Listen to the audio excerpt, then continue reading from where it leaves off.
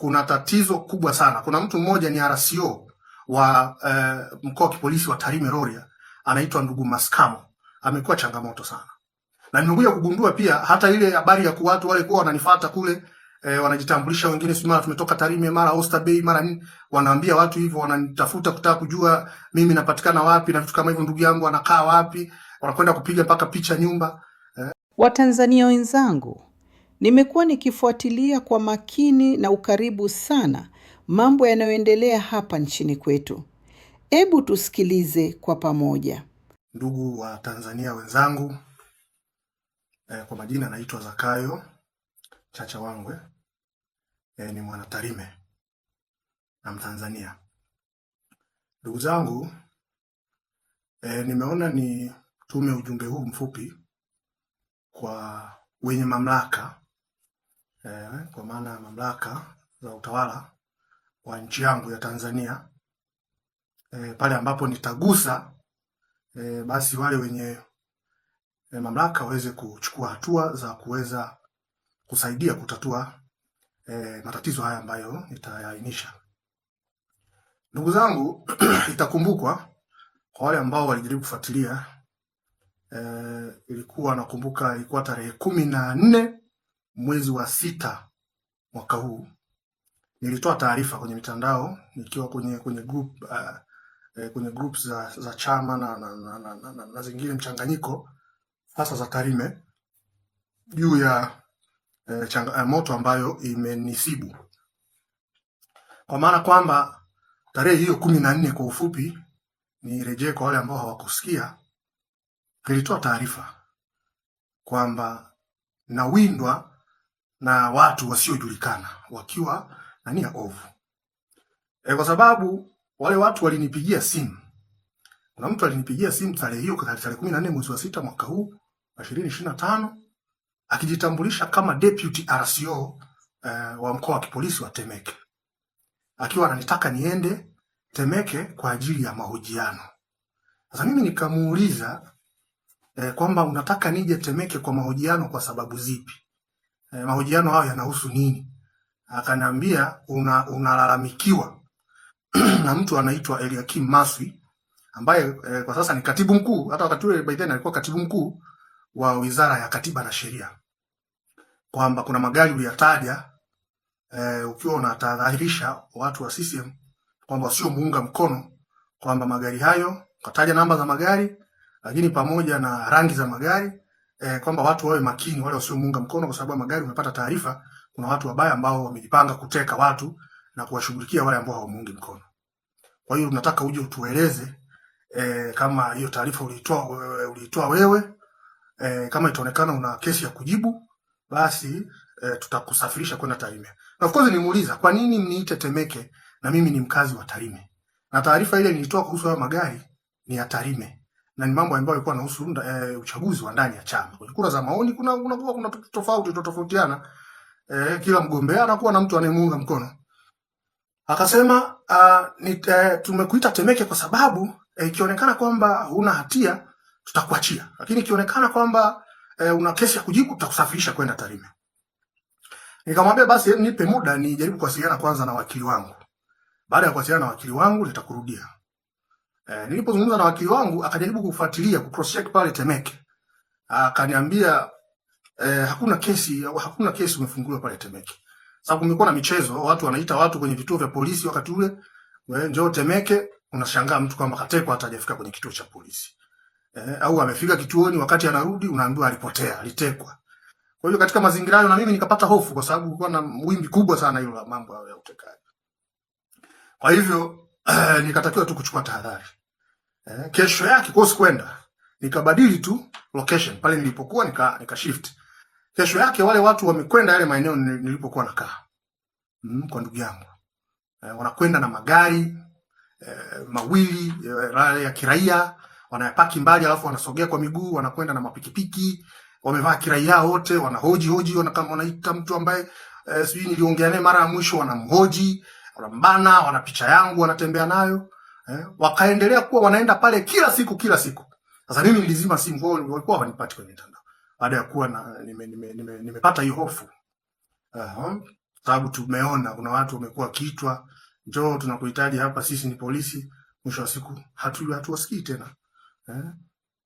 Sasa nimelazimika sasa kusema, na nilikuwa nimekaa kimya kwa sababu baada ya ile tafrani ilivyotokea, nilivyoona bado wanaendelea kunifuatilia, nilitafuta namna ya kukimbia nchi. Nilikimbia nchi kuja hapa nchini Kenya kwa ndugu zangu wengine, kwa sababu sisi Wakuria kama mnavyofahamu tuna ndugu huku, tuna ndugu na upande ule mwingine wa Tanzania. Kwa sasa nasema hivi kwa sababu tayari naona kuna serikali mpya imeundwa na waziri wa mambo ya ndani ndugu Simbachawene, mimi binafsi huwa na imani naye kwa namna ambavyo huwa anatimiza majukumu yake. Sasa nikaona nitumie nafasi hii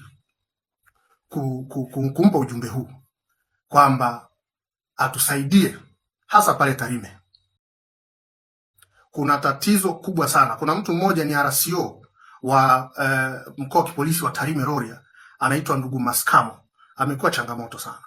Na nimekuja kugundua pia hata ile habari ya watu wale kwa wananifuata kule wanajitambulisha wengine, si mara tumetoka Tarime, mara Oyster Bay, mara nini, wanaambia watu hivyo, wananitafuta kutaka kujua mimi napatikana wapi na vitu kama hivyo, ndugu yangu anakaa wapi, wanakwenda kupiga mpaka picha nyumba.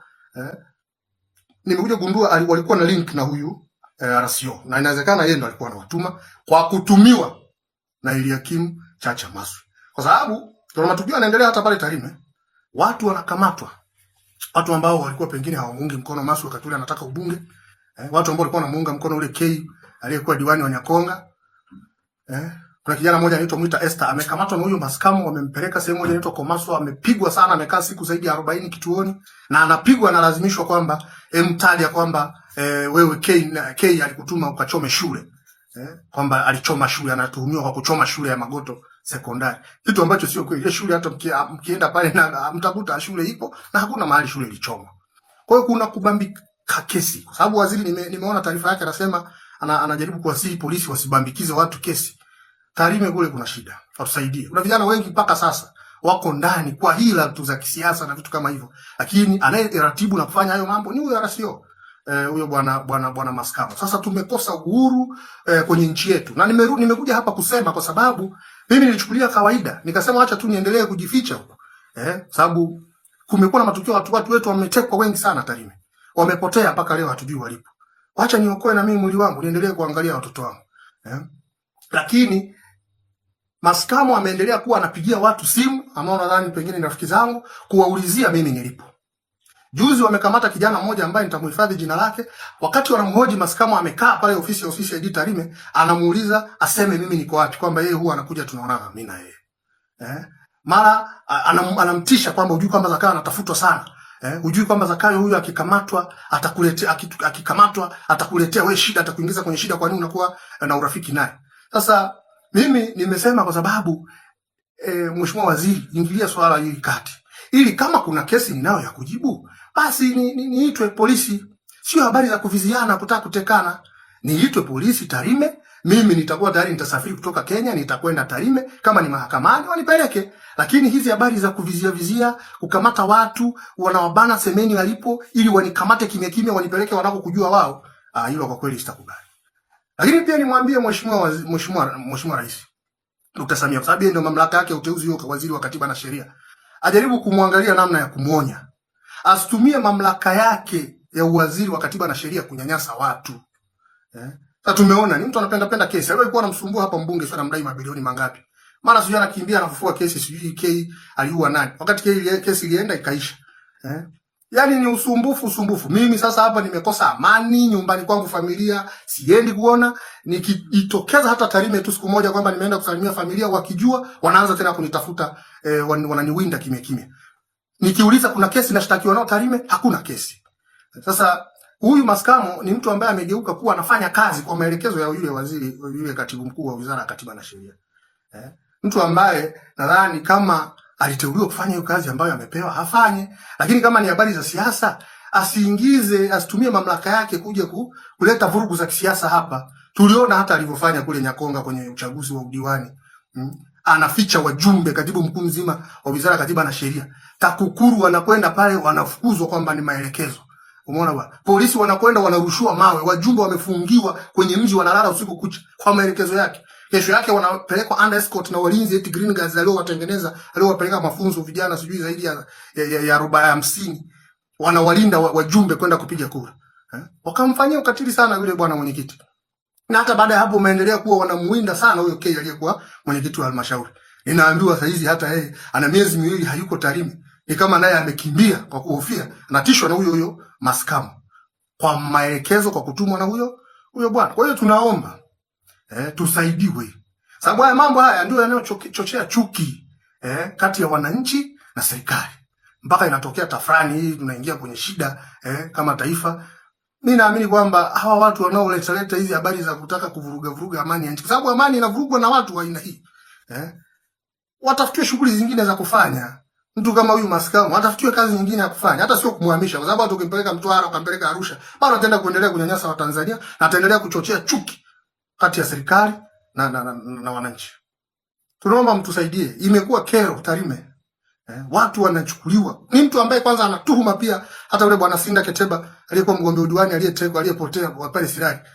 Si hata familia ndugu zake mdogo wake tuliona kwenye vyombo vya habari anasema mara mwisho alikuwa na huyo Maskamo. Lakini yule bwana hajawahi kuonekana. Na huyo Maskamo hakuna hatua yoyote anachukuliwa. Sasa tumekosa uhuru ndani ya nchi yetu. Tarime watu wamekimbia, wengi wako nje ya nchi. Watu wanajificha. Sasa maisha gani haya ndugu? Kwa hiyo tunaomba kwa kweli tupate usaidizi. Tusaidiwe. Hizi habari sasa, kama sasa hivi nasikia huyu bwana Maswi Eliakim anaambia watu wake kwamba sasa, bahati nzuri na marafiki wengi ambao tulikuwa tunamuunga mkono wakati ule kabla ya tujatofautiana, baada ya kuwa tunaona wanafanya mambo ambayo hayastahili, hasa kwenye kutumia rushwa kubwa sana kutafuta ubunge pale Tarime. Anaambia watu kwamba mama amemwahidi Mheshimiwa Rais atampa ukurugenzi wa TIS. Sasa huyu akipewa ukurugenzi wa TIS, hiyo nchi tutakaa.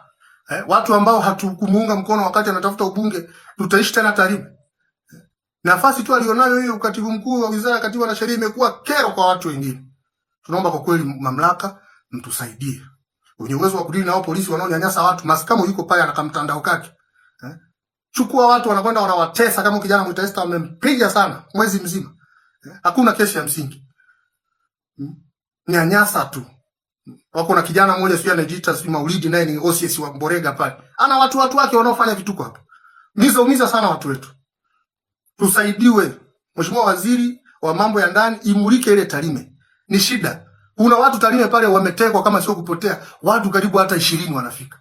Hao watu walioko pale wanajua, kina Maskamo wanajua hao watu waliko. Bado wanaendelea kutuwinda na sisi wengine bila hata sababu za msingi.